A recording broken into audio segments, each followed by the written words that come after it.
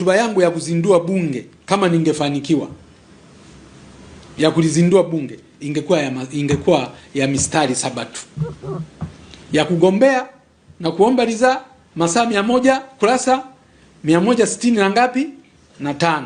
Lakini ya kulizindua bunge ingekuwa ya mistari 7 tu, hata dakika moja isingefika.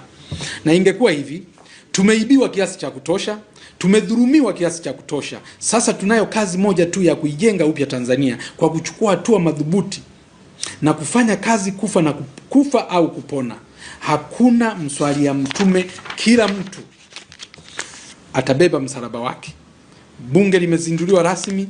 Mungu ibariki Tanzania. Asanteni sana waheshimiwa wabunge kwa kunisikiliza. Hii ni hotuba ya chini ya dakika moja na ingevunja rekodi ya dunia kwa hotuba ya marais fupi sana katika kulizindua bunge. Na kwa nini mnafikiri nisingeongea kirefu? Kwa sababu nchi yetu ina changamoto nyingi, hakuna tena sababu, inatakiwa tu kwenda kufanya kazi.